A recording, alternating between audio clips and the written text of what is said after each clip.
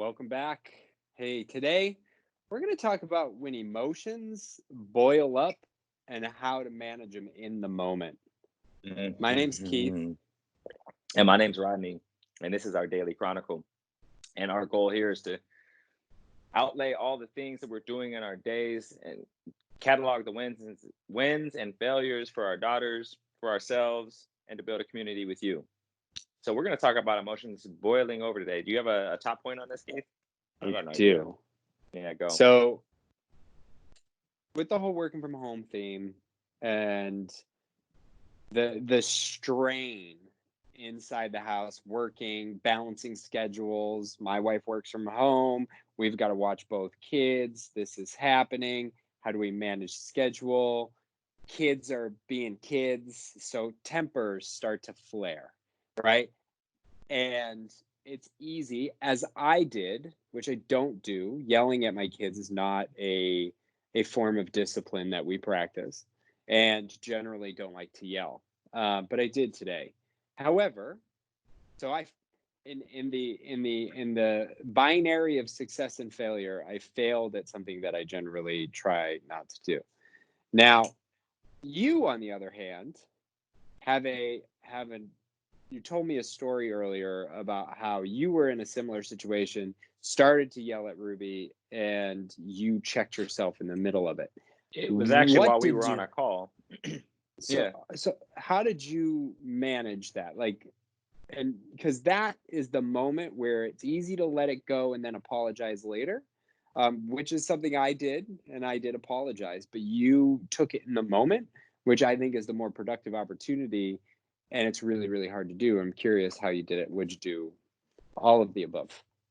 Yeah, so I raised my voice and I was very stern. I was very frustrated and unhappy with the lack of, I don't know, communication or listening specifically that I was getting. And similar to you, I don't like to do that. Like we're not trying to yell at our kids, and I don't want to be that. I hate yelling. I hate being yelled at. And I did it and immediately felt bad. Like I Mm-hmm. immediately felt bad. And there's just a personality thing with her. Like she sometimes needs that quick response to snap her out of what she's doing. She seems to have that personality. So a raised voice or a quick word seems to snap her out of what she's doing. Mm-hmm. Um, but I took it further than I wanted to, and Sure. I saw her response, and I felt my response, and I kept talking to her. It was like kind of like a stream of consciousness. I was like, I'm really frustrated at you right now. And then I was like, okay, here's what I'm gonna do. I'm gonna take a deep breath.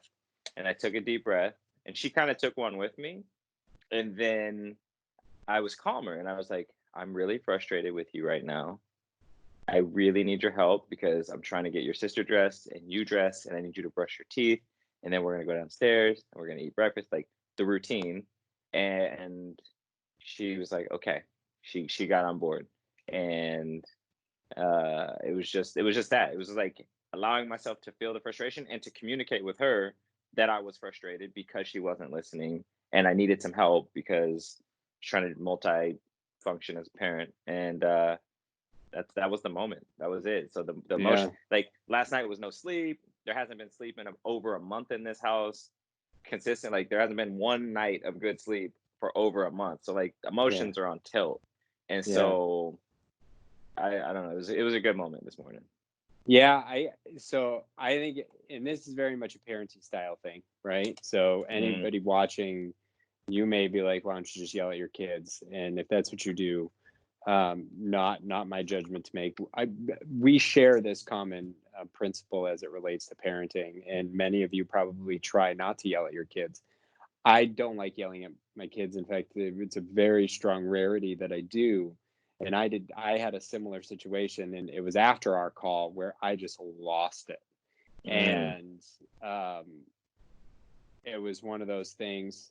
Cheryl was on a call upstairs, running late, and it was just this confluence of misbehavior. And she's in a place like she's stir crazy with all this COVID stuff too, right? We it has the weather hasn't been great, so we're not able to get outside as much, and she's not getting yeah. as much attention because we're working at home. And we've got Annabelle, a 1-year-old who's trying to eat everything that she could possibly get. So it's this lack of attention, and she gets it by acting out sometimes. And we try to manage through it. And I just wanted to hear that story a little, Yeah. and what you did, because I think it applies. And this is the note for the girls as you go on your journey, whether you're with kids, without kids, whatever it is. Like, there are those moments that can really be impactful to the person you're working with or interacting with, where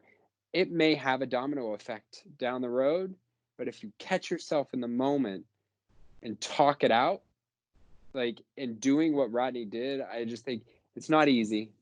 It's near impossible some days.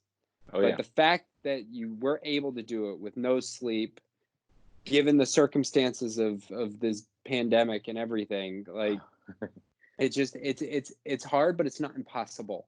And I think we should all try to find opportunities to make that effort in that moment, Mm. and take a breath and talk through it and work through it. Pre- So that's my appreciate that, man. I yeah, appreciate that. I yeah, I will say for my tip, like, yeah, exactly. Like, this can happen to anybody, anytime. You don't have to have kids for emotions to boil over. I yeah, mean, being stir crazy.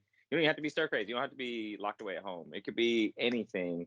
And I will anything. say more often than not, I don't get it right. I'm getting better. Like, as I Yeah, have these moments, I'm improving. But I think the tip for the girls is this: when you do get it wrong, because you will get it wrong, don't beat yourself up. Just mm, and you were actually singing or humming "Do the Next Right Thing" from Frozen 2 right before this. So yeah, it's like, don't make the mistake compound by beating yourself up and not responding. Do the mm, next right thing and go apologize. Like, I've had moments where I yelled at Ruby, I was sharp with her, I was curt, and then even if it was half an hour or an hour later, I come back and I say, "Hey, this is what I was doing. I'm yep. sorry. This is, I yelled at you. I That's what I didn't, had to do. like, Yeah, yeah." And I think that's the next right thing. And that's with my wife. That's with a coworker. yep, That's with a neighbor, whatever. yeah, So and yeah. yeah, and to the community, like in those moments, do you have a trick to get Mhm. yourself to work through it instantly, or how do you handle it if you've done it? Hey, I love this conversation. I love the parenting slash human interaction parallels, and even though parenting is interacting with humans, but they're just little humans. Well, yeah. Um, but yeah, comments. Beep beep boop beep.